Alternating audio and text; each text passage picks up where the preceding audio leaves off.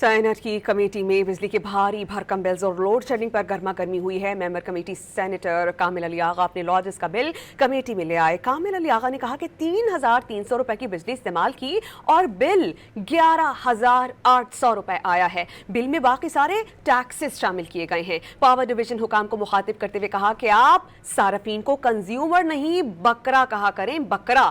Power division حکام نے جواب دیا کہ جب سے سولر آیا ہے 200 یونٹ والا سلیب تبدیل ہو چکا ہے، بکرا تو معذرت کے ساتھ حکومت بنی ہوئی ہے۔ چیئرمین کمیٹی سیف اللہ ابڑو نے سوال اٹھایا کہ آپ کہتے ہیں کہ بجلی سرپلس ہے مگر لوڈ شیڈنگ ختم نہیں ہو رہی، کہیں سپر ٹیکس کہیں جگہ ٹیکس لگا دیا جاتا ہے، بس اب سلطان راہی اور مصطفیٰ قریشی ٹیکس لگانا باقی ہے۔ پاور ڈویژن حکام نے بتایا کہ اس وقت ملک میں 38,000 میگا واٹ کی پیداواری صلاحیت ہے۔ LNG نہیں آنے کی وجہ سے لوڈ شیڈنگ میں اضافہ ہوا۔